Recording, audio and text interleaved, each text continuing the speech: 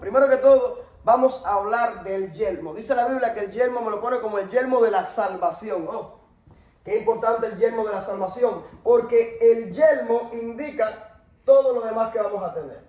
Si no tenemos primeramente el yelmo de la salvación, ¿cómo vamos a tener todo lo demás? Si no tenemos firme nuestra salvación y nuestra fe puesta en Jesucristo.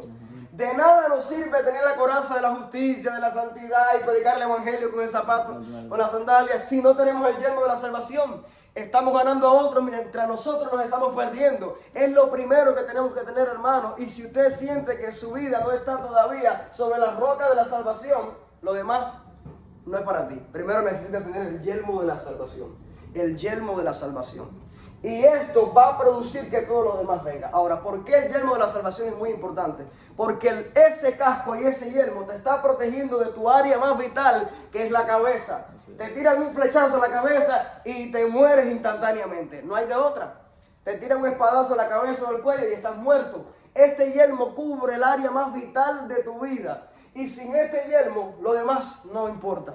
Y no hace falta si no tenemos primeramente el yelmo de la salvación. Ahora, también los ataques de Satanás no solo son para cortarte la cabeza.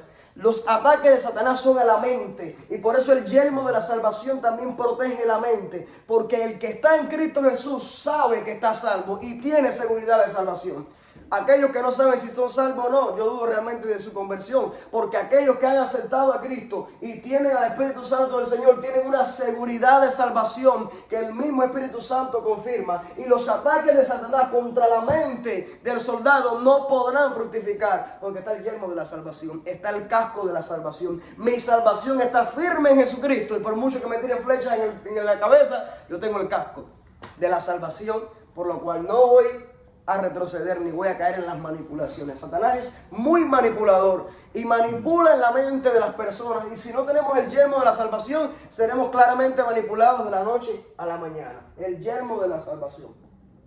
Ahora, otro punto importante que es vital del ser humano, además del cerebro, además de la mente, además de la cabeza, es el corazón.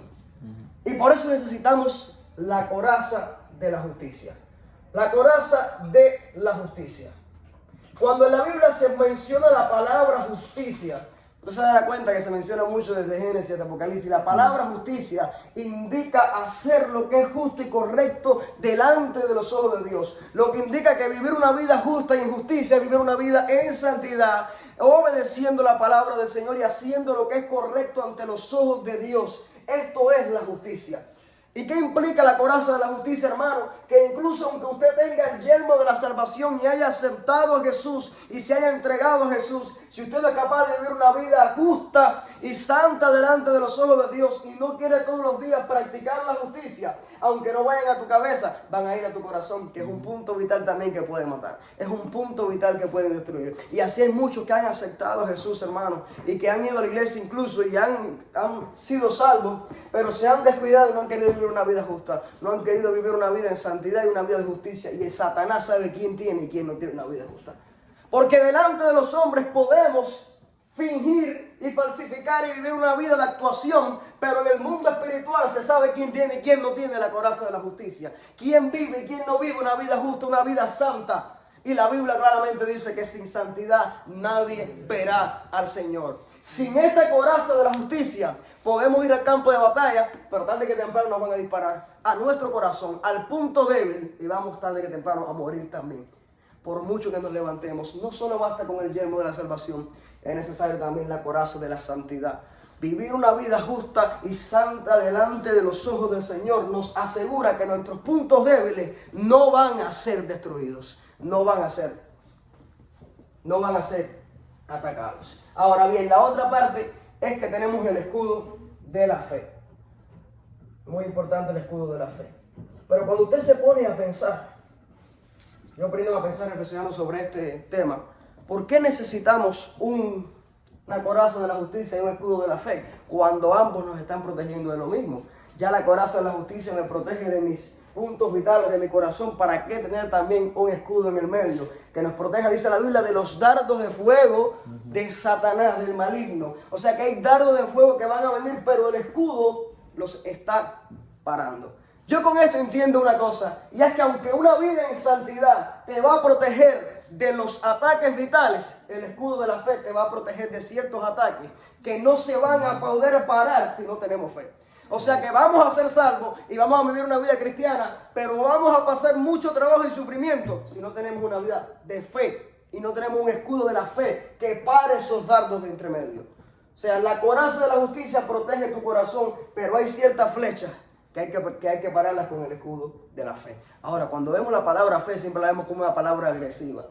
La fe siempre la vemos como una palabra de ataque. Vamos a tener fe, quiero que se declare esto y compro la casa, hago esto. Lo vemos como una palabra agresiva, de acción. Sin embargo, aquí la vemos como una palabra defensiva.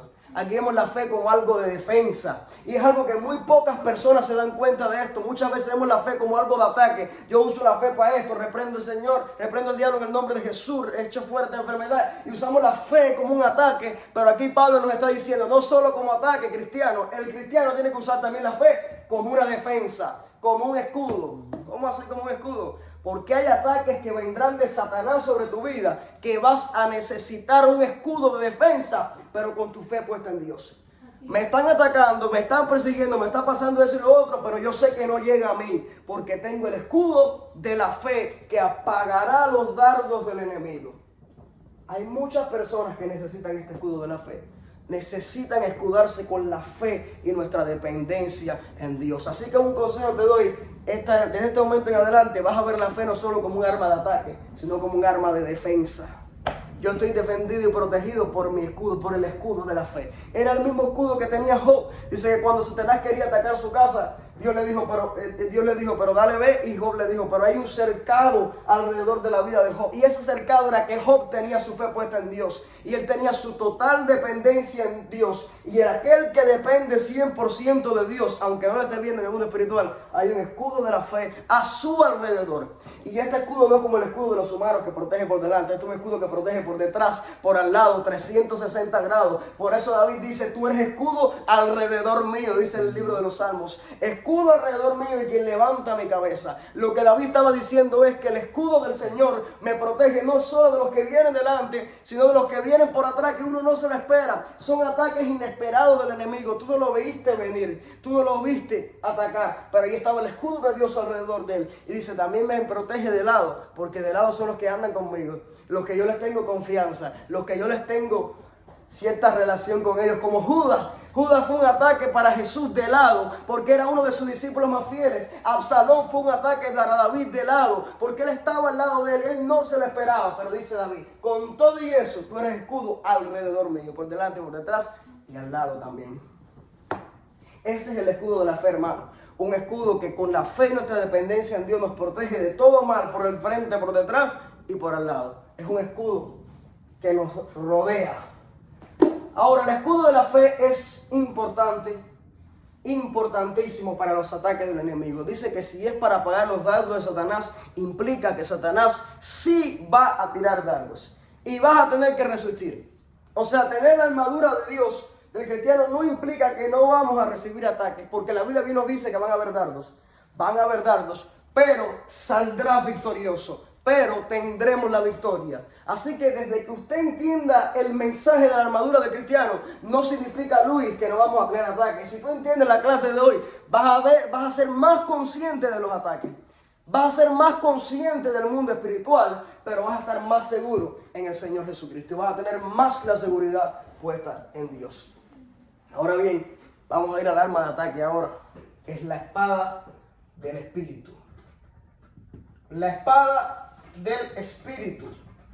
Pero fíjate como la palabra dice que la espada es del Espíritu, pero la espada misma no es el Espíritu. Dice la espada del Espíritu, que es la palabra de Dios. Por eso hay que leer con una mente comprensiva y no leer por encima la Biblia. Hay que leer y releer para entender qué es lo que Dios nos está queriendo decir en la palabra. Lo que Dios está diciendo en su palabra no es que la espada es el Espíritu, es que la espada es del Espíritu Santo, proviene del Espíritu. El que la usa es el Espíritu, el que le da utilidad es el Espíritu, pero no es el Espíritu la palabra, no es el Espíritu la espada es la palabra de Dios que el Espíritu la usa.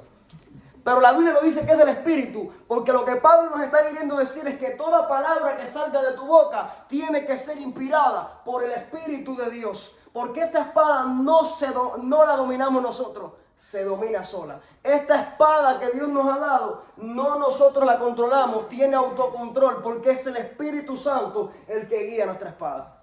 Por eso cada vez que nosotros damos una palabra en el Espíritu, es un espadazo en el reino del Espíritu. Cada vez que damos una palabra guiada por el Espíritu, caminamos a un lugar guiados por el Espíritu, un espadazo en el mundo espiritual. Y si lo hacemos fuera del Espíritu, no damos ningún espadazo, porque es una espada del Espíritu, no es de la carne, no es tuya, no proviene de ti, proviene del Espíritu. Ahora bien, mira la Biblia lo que nos dice, hay una unidad perfecta entre el Espíritu Santo y la palabra de Dios. Nadie puede decir que el Espíritu Santo te guió o te indicó a hacer algo cuando claramente está en contra de la palabra, cuando claramente va en contra de lo que las Escrituras dicen. No solamente es una falta de respeto, sino una falta de conocimiento, creer que el Espíritu te inspiró algo, pero cuando tú lees la palabra del Señor, te das cuenta que eso está totalmente en contra de lo que la Biblia está diciendo, y el Espíritu no se mueve si no es a favor de la palabra, si no es acorde con lo que la Biblia dice. Dice la palabra de la espada del Espíritu, que es la palabra de Dios. Si verdaderamente queremos ser efectivos en el mundo espiritual y queremos atacar demonios y reprender espíritus malignos y levantar el reino de Dios, tenemos que hacerlo con la palabra de Dios, guiado por el Espíritu Santo. No puede ser con una y dejando la otra al lado, porque las dos están en total unidad, la palabra de Dios y el Espíritu Santo. Por eso yo siempre creo que no hay predicación más efectiva, más poderosa que la que levanta la palabra de Dios y la que instruye en la palabra de Dios. Cuando Jesús ya había resucitado, dice que Él se le apareció a varias personas. Dice que se le apareció a dos que caminaban, dice, de rumbo a Emaús. Eran dos que estaban caminando por ahí, no eran discípulos, no eran de los 12 discípulos, eran dos personas normales. Y estaban discutiendo lo que había pasado de la crucifixión de Jesús, porque era la noticia del día en Jerusalén, era una notica fresca. Y Jesús les apareció por el lado resucitado y no lo reconocieron. Y le dijo, ¿de qué están hablando ustedes? Y le dijeron los dos, no, estamos hablando no me digas que tú eres el único que no conoce en Jerusalén lo que ha pasado. Ese Jesús que decía que era Mesías y fue crucificado. Dice que Jesús empieza a abrirle las Escrituras y le dice, no, pero era necesario que Él fuera crucificado y resucitado, porque dice la palabra de Isaías. Empieza a hablar de todos los profetas del Antiguo Testamento.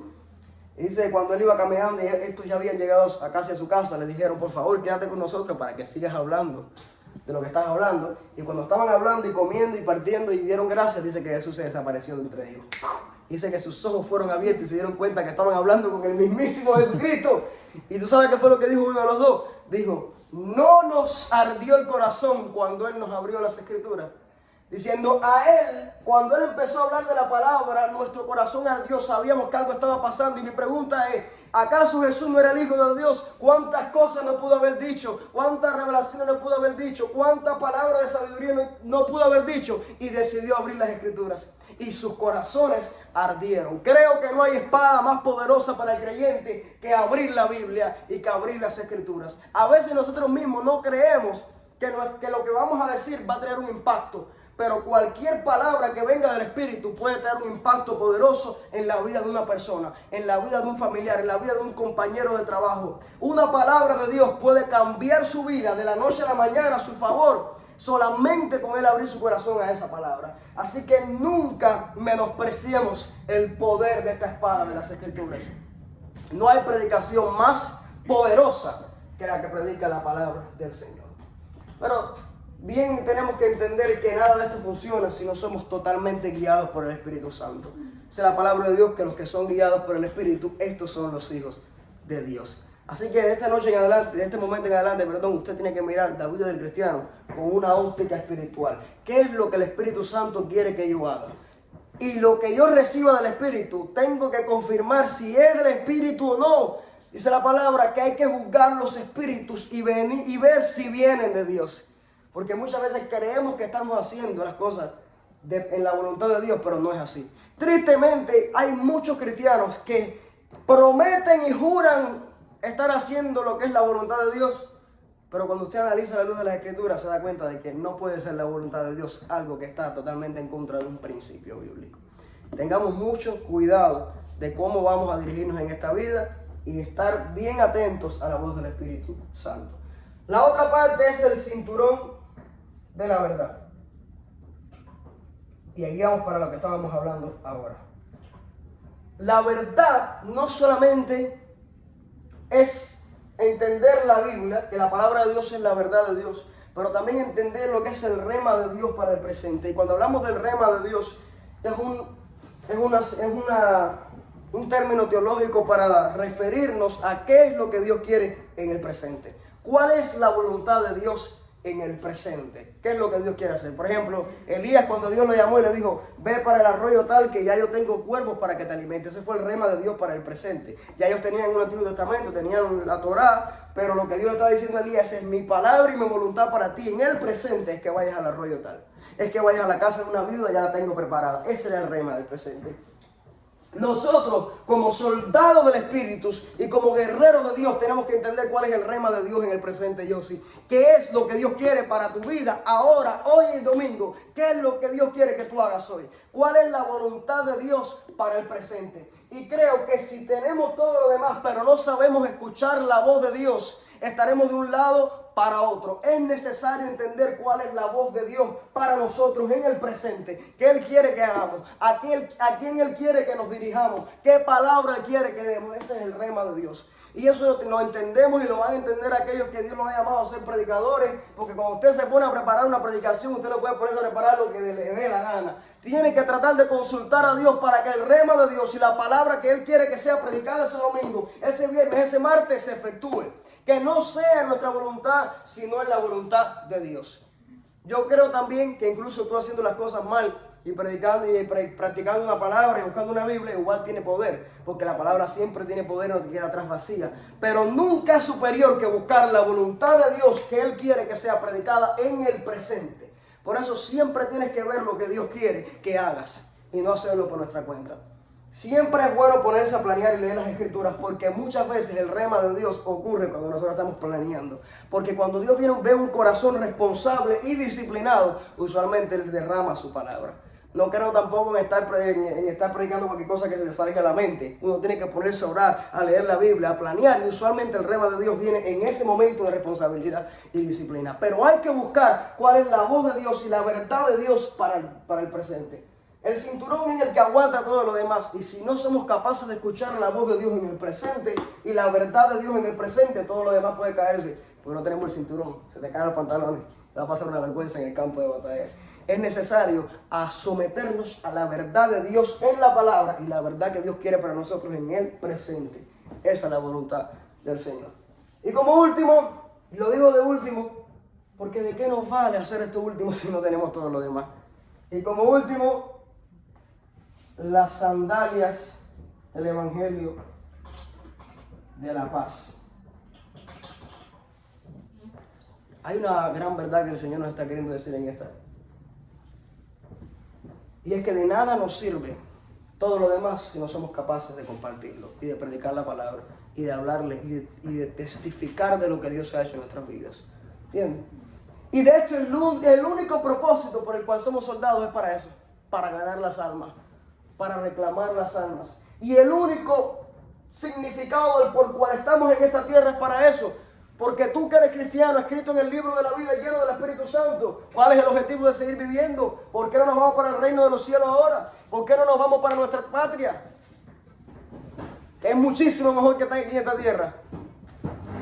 Si todavía estamos hoy en el 2024, en abril del 2024, vivos, existiendo y respirando todavía, es porque Dios nos ha llamado a una encomienda la cual tenemos que hacer y tenemos que cumplir. No todo el mundo la cumple de la misma manera, pero todos tarde que temprano somos personas que expanden el Evangelio de Jesucristo. Tarde que temprano, en una manera u una otra, todos tenemos que expandir el reino de Dios. De nada nos sirve tener toda la armadura del mundo si no tenemos las sandalias. Porque un soldado no va a la batalla sin zapatos.